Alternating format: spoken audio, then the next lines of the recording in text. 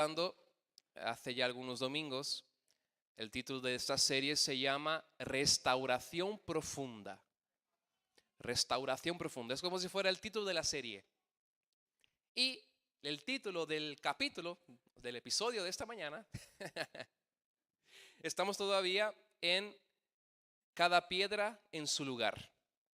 Hemos hablado de algunas piedras que necesitamos restaurar para volver a levantar el altar de Dios, porque quiero recordarles algo, ya lo dijimos en el primer episodio, hablábamos de la necesidad de un altar, donde el Señor había establecido que el lugar donde Él tendría una relación y un encuentro con los seres humanos sería en el altar, no en el culto, no en la iglesia, no en la reunión, no de los domingos, sino en Él.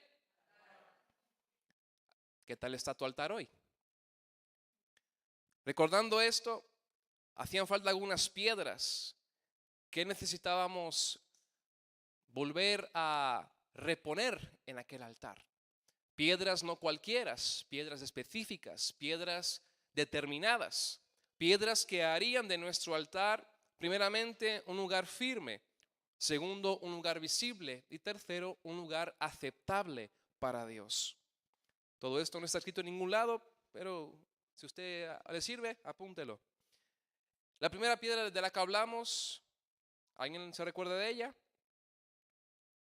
Son 12, porque tomamos como base el texto de Segunda de Reyes, donde Elías le dice al pueblo, según las tribus, según las familias de la casa de Israel, cada familia estaba responsable por traer una piedra.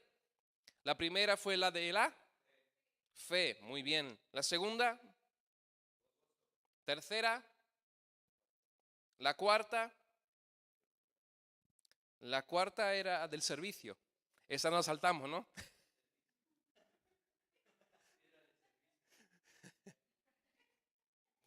La quinta,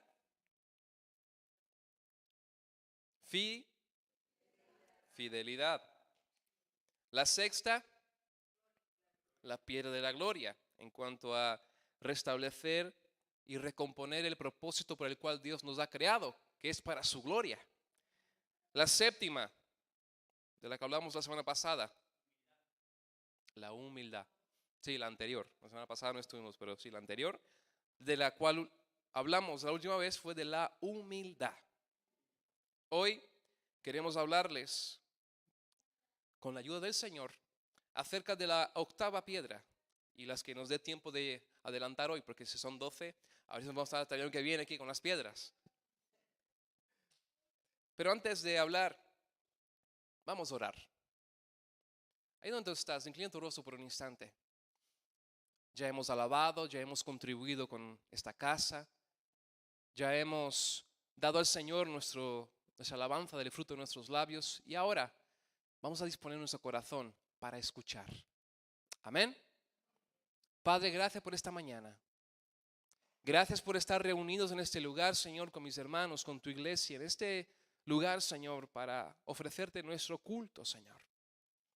Hemos hecho, Señor, nuestra parte en cuanto a la adoración, en cuanto a nuestro comprometimiento contigo. Y ahora, Señor, queremos disponer nuestras vidas para escuchar lo que tú tengas para decirnos en esta mañana. Sabemos que tu palabra es viva y eficaz. Y te ruego, Señor, que en este momento todo pensamiento contrario, todo lo que quiera desviar nuestra atención, Señor, y no permitir que la palabra caiga en nuestro corazón para ser sembrada, germinada y producir frutos, que ahora, en el nombre de Jesucristo, caiga por tierra, Señor, todo aquello que nos quiera robar lo que tú tienes para nosotros en esta mañana. Todo espíritu contrario, toda contienda, todo pensamiento recurrente, en el nombre de Jesucristo. Ahora, Señor, nuestra mente, nuestro corazón, nuestra alma se alinean en voluntad y decisión para escucharte solo a ti. En el nombre de Jesús, amén. Mis hermanos, abra conmigo su Biblia. En el libro de Josué. Josué capítulo 24.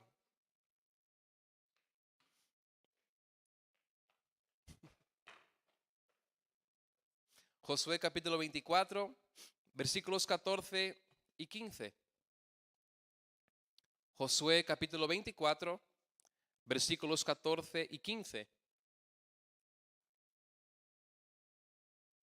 Dice así la palabra del Señor. Ahora pues, temed a Jehová y servidle con integridad y en verdad. Y quitad entre vosotros los dioses a los cuales sirvieron vuestros padres al otro lado del río y en Egipto, y servid a Jehová. Y si mal os parece servir a Jehová, escogeos hoy a quién sirváis. Si a los dioses a quienes sirvieron vuestros padres cuando estuvieron al otro lado del río, o a los dioses de los amorreos en cuya tierra habitáis. Pero yo y mi casa serviremos a Jehová. Amén. Es una palabra que todos tenemos en la mente en cuanto a la decisión que debemos tomar todos los días. Pero basado en esta lectura, mis hermanos, hoy quiero hablarles de la octava piedra, que es la piedra de la sinceridad. La piedra de la sinceridad. Al principio de este relato bíblico, Josué se enfrenta al pueblo y les da esta palabra: servid a Jehová con integridad y en verdad, quitando de en medio todos los dioses los cuales vuestros padres sirvieron al otro lado del río en Egipto, y escogeos hoy a quién vais a servir.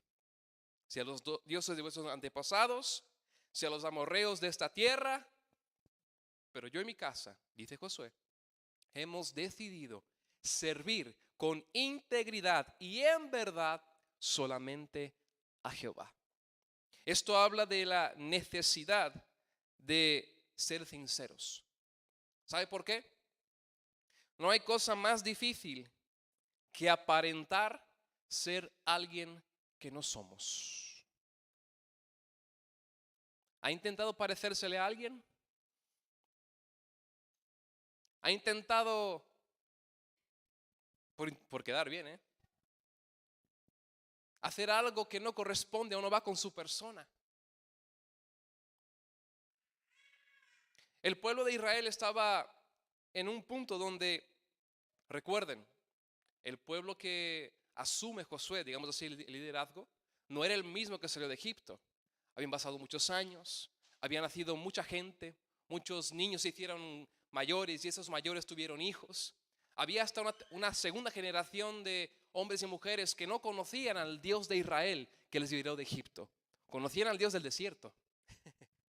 Aunque estaba bien, había pan todos los días, había maná, había fuego, había nube, había calzado, había codornices.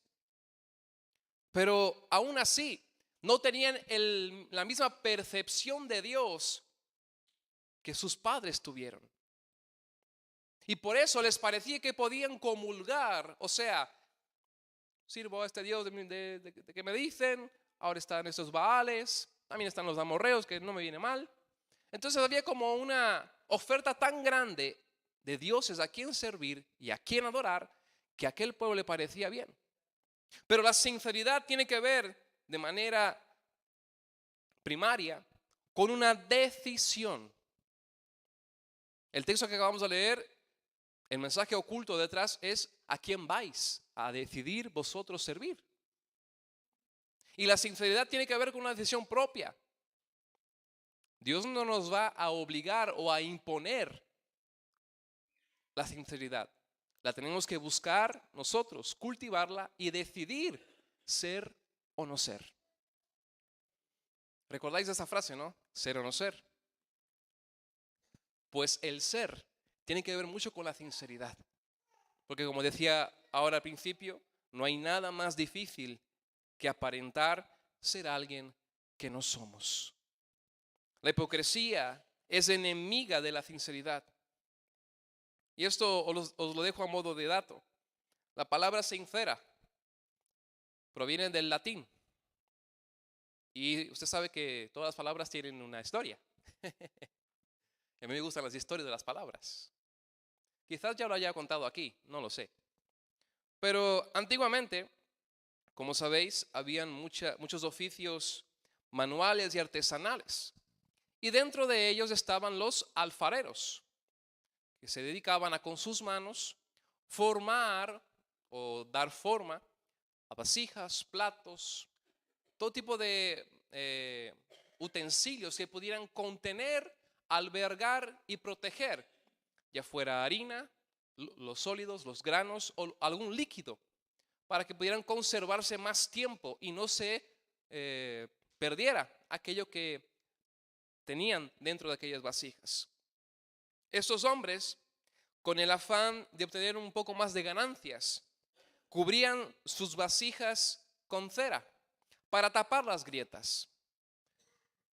Esto era porque en el trabajo de formar y terminar una vasija de barro, el proceso podía ser muy tedioso, porque muchas veces cuando se estaba terminando la vasija, se agrietaba.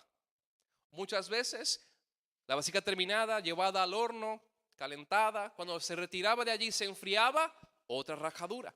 Entonces el alfarero perdía mucho tiempo y material rehaciendo una y otra vez, a veces en un mismo día, la misma vasija. Y cuando llegaba el día de ir a vender, tenía poca cantidad y de ello obtenía poca ganancia.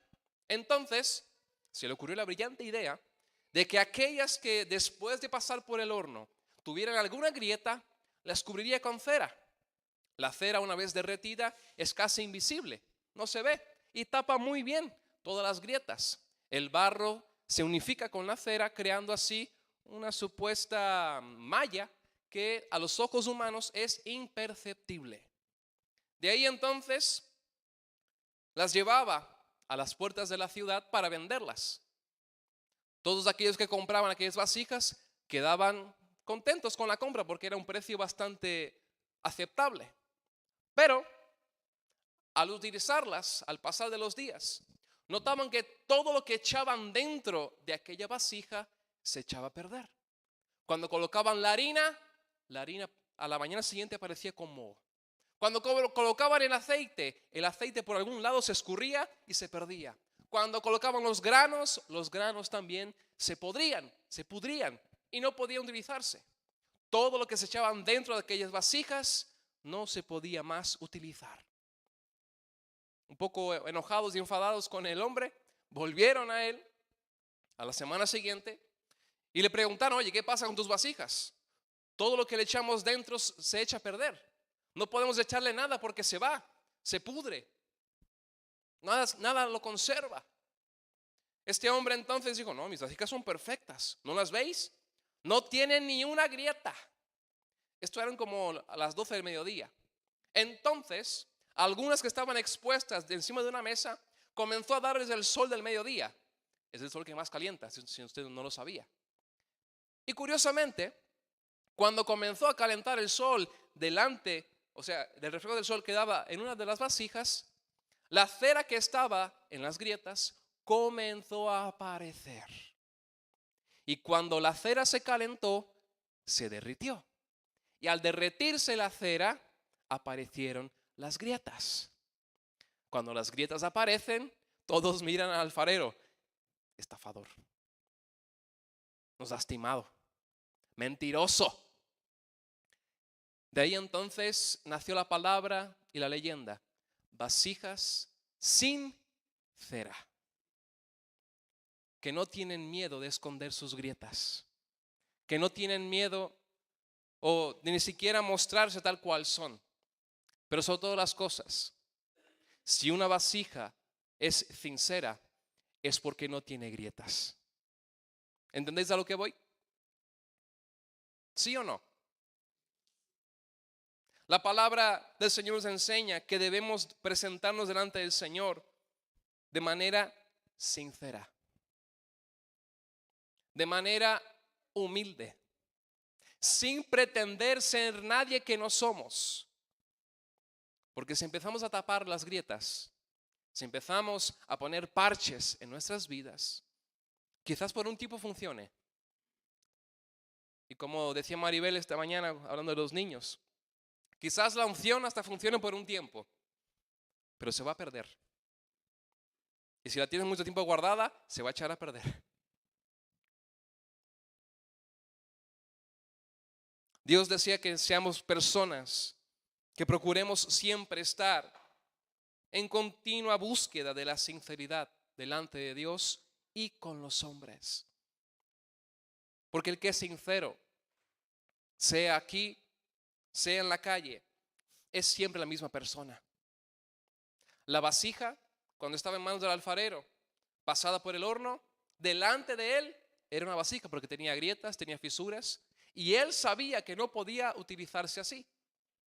Pero delante de la gente, con cera, parecía ser una buena vasija.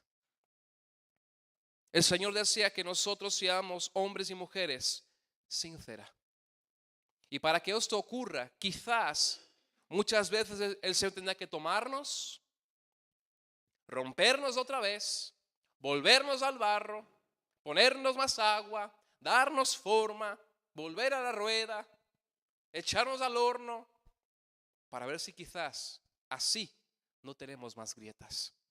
Dios no desea usar vasijas con cera. No, pero pastor, pero no pasa nada, es un parchecito. Dios no lo va a hacer. Lo haremos más adelante, pero Dios quiere, y si hace falta, así lo hará, utilizar vasijas sinceras, íntegras. Vasijas que estén dispuestas a, si es necesario, pasar una y otra vez por las manos del alfarero. Y no se preocupe, este alfarero, nuestro Dios, no es ganancioso. No está pensando en cuántas vasijas va a vender. No, no, no. Él quiere hacer una vasija buena. Con que haya una buena, a Él le vale. No importa el tiempo que tenga que invertir en tu vida. No importa cuánto material tenga que invertir en esta vasija. No importa cuánto tiempo tenga que pasar llevándote al horno y sacándote del horno. Llevándote al horno y quitándote del horno. No importa. Lo que Él desea es que seas una vasija sincera.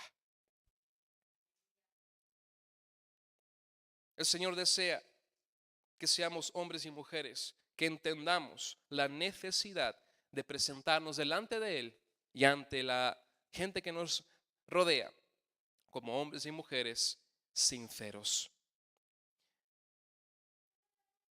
El pueblo de Israel, en el texto que leímos de allí en Josué, estaba acostumbrado a jugar siempre a dos bandas o a tres.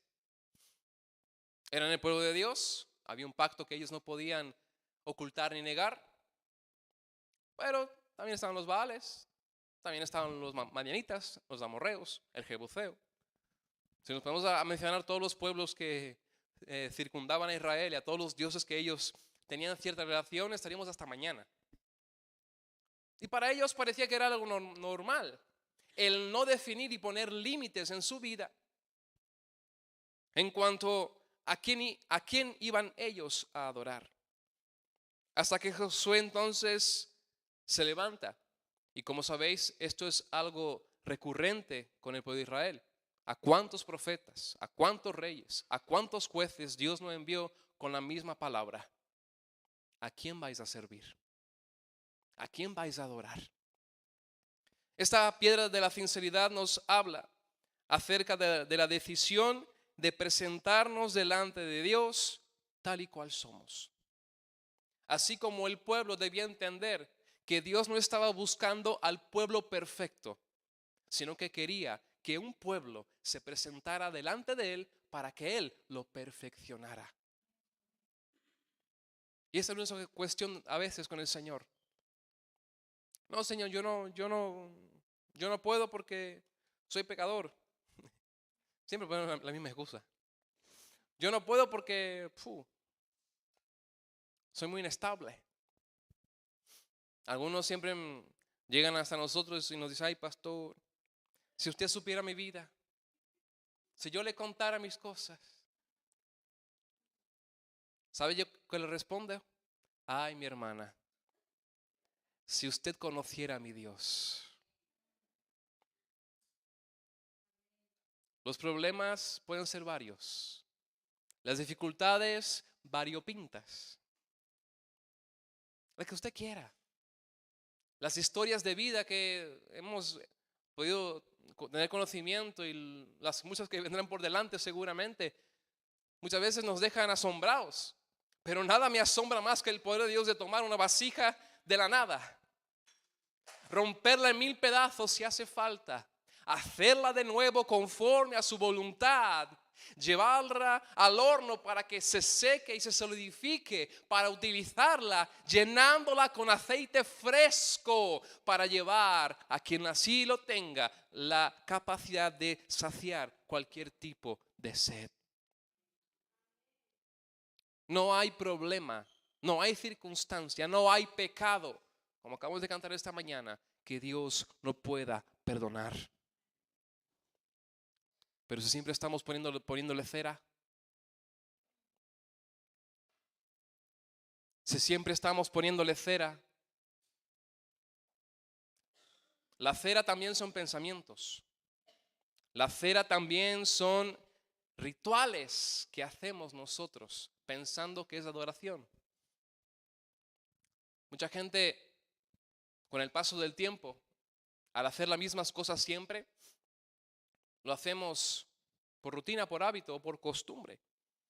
Y hay gente que cree que adorar a Dios es venir un domingo por la mañana a un lugar de culto. Y yo siempre explico lo mismo, mi hermano, si usted quiere adorar a Dios, empiece el lunes por la mañana.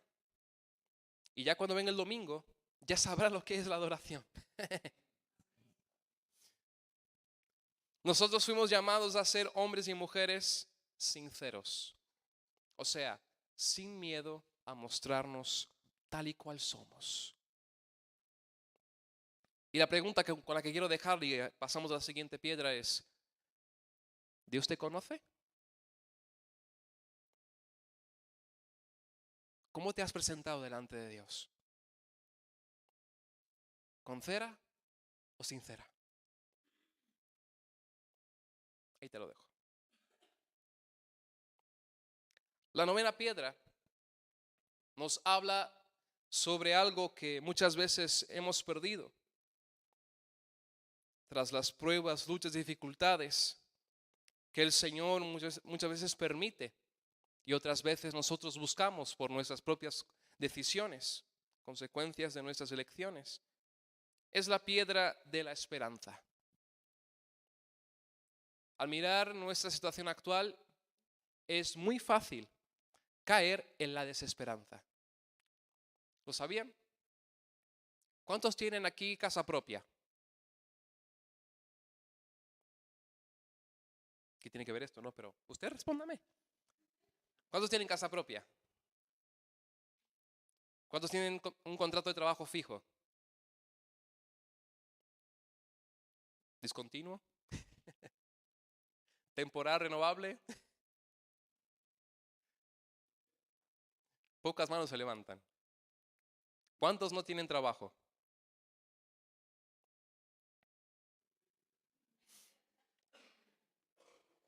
¿A qué voy con esto? Cuando empezamos a mirar nuestra situación actual, sin poner en la ecuación a Dios, es muy sencillo no esperar nada del mañana. Creer que esta es nuestra situación actual y porque es actual será eterna.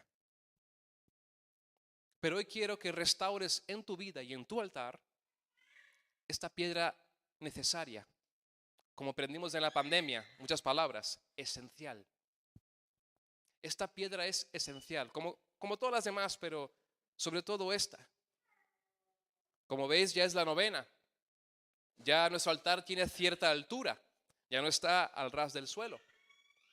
Estas piedras que se ponían ya a media altura del altar no eran piedras tan grandes o tan pesadas como las de la base, porque la base tiene que ser fuerte, por eso utilizaban piedras anchas y grandes, pesadas.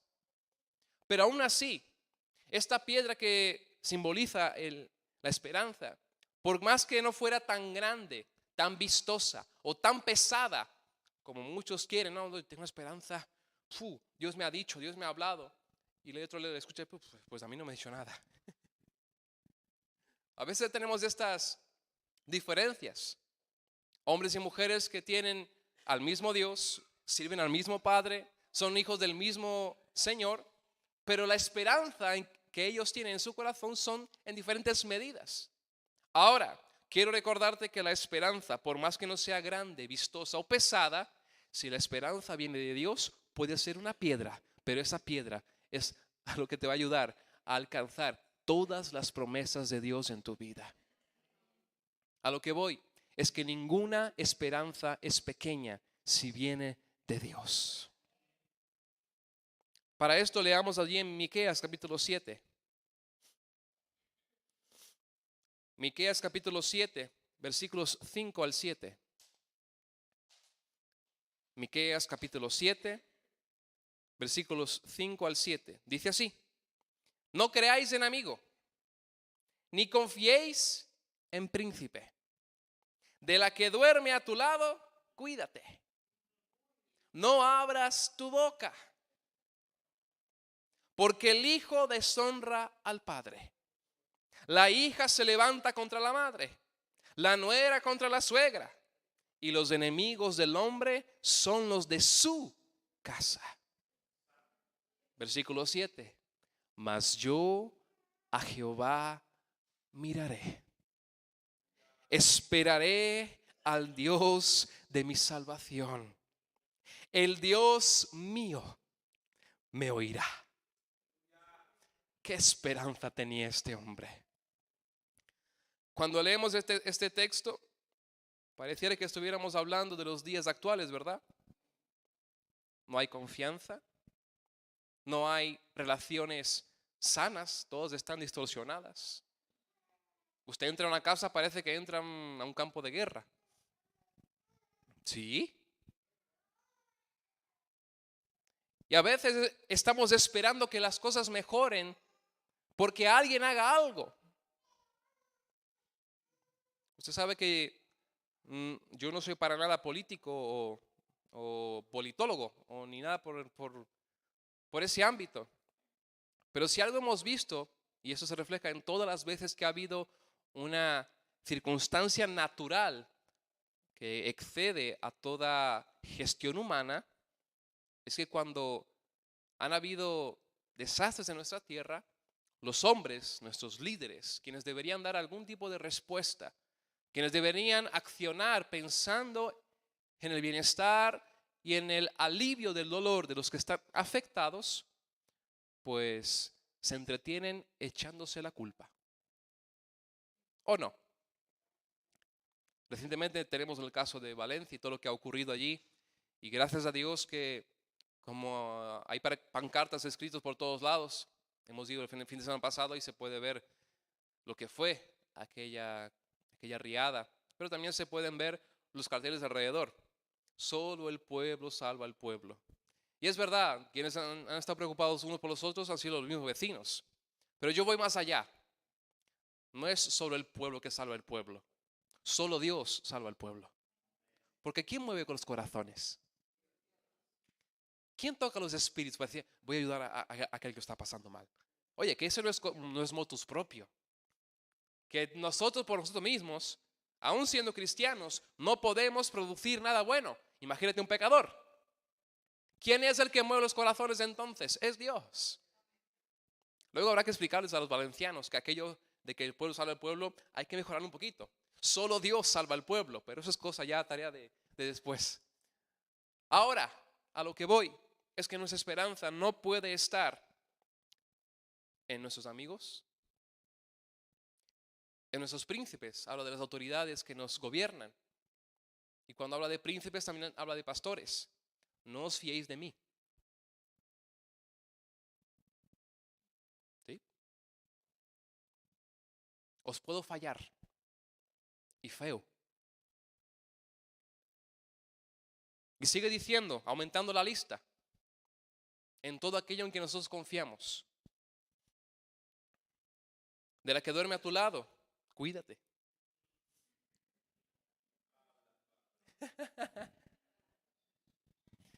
Algunos aquí dicen que esta frase hay que tomarla con mucho cuidado. Algunos interpretan que se refiere justamente a la mujer que uno tiene al lado, pero otros van un poco más allá. Y yo me quedo con las dos partes. Hablan de aquello que no nos podemos quitar ni dejar a un costado cuando nos acostamos. ¿Sabe lo que es? Tu carne. De la que, ¿dónde fue? De la que duerme a tu lado, cuídate. Es cierto que hay matrimonios que viven en tensión todos los días, pero también es cierto que no nos podemos acostar sin nuestra carne. Yo no me quito mi carne para acostarme, porque no puedo.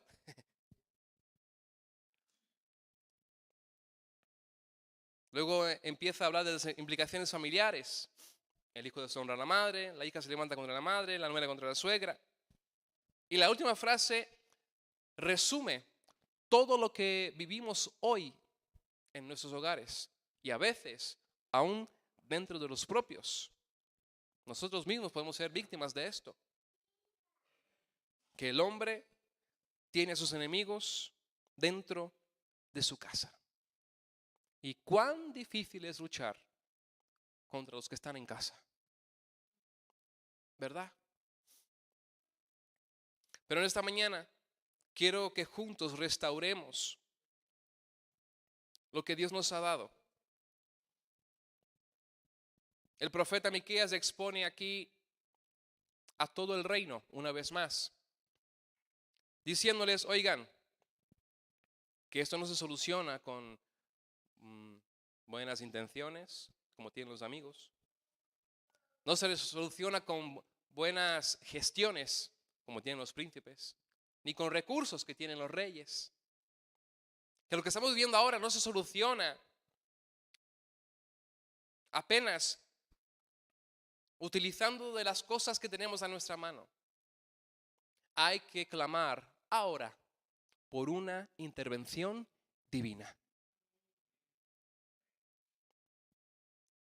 Y justamente es esto lo que nos hace pensar el último versículo que leímos de Miqueas 7, versículo 7. Mas yo a Jehová miraré. Esperaré al Dios de mi salvación. El Dios mío me oirá. Hay tres partes muy marcadas en este versículo que nos hacen primero elevar nuestra mirada y dejar el mundo terrenal para empezar a creer en el mundo espiritual. Para levantar nuestra esperanza de esta tierra. Si no lo sabe, se lo digo yo, con ojos abiertos, esto no es profecía, esto va a ir a peor. Esto va a ir a peor. Y no es profecía, es realidad. Esto va a ir a peor y tenemos que ser conscientes de ello. El mundo no va a mejorar. Dios no mandó a Jesucristo para hacer un mundo mejor. Dios mandó a Jesucristo para que nosotros, si creemos y permanecemos firmes en Él hasta el día de nuestra muerte, seamos rescatados para así en la eternidad vivir con Él y gozar de una completa paz. Pero este mundo será consumido. Por eso somos invitados en esta mañana a elevar nuestra mirada,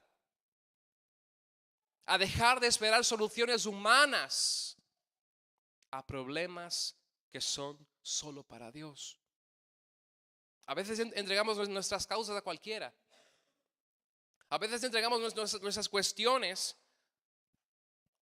esperando soluciones rápidas, concisas, siendo que lo que Dios quiere es hacer un proceso en nosotros para que alcancemos un propósito. Sigue diciendo, esperaré al Dios de mi salvación. ¿Será que quieres esperar de verdad? La espera no es buena, ¿eh? La espera nos angustia.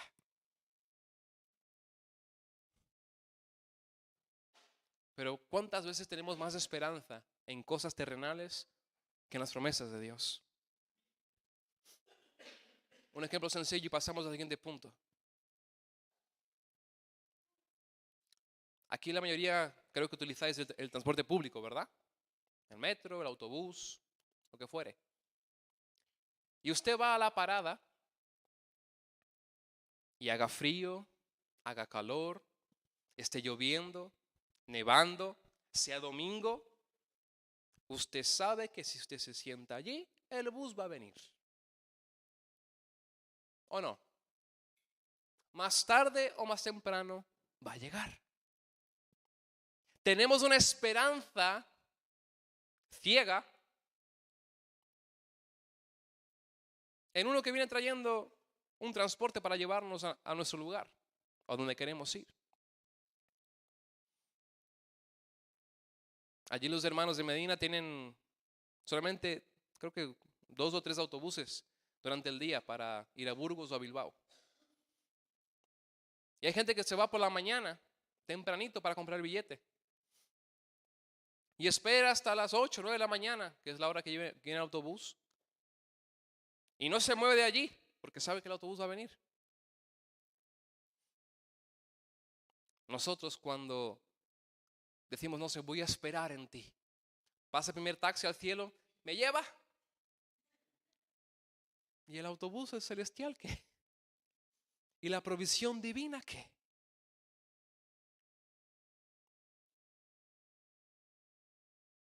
O cuando tenemos prisa para resolver algo urgente y no viene el autobús, me voy en Uber. Mi hermano, déjeme decirle, el Uber no trabaja para el cielo, ¿eh? Ese no te lleva ni trae nada.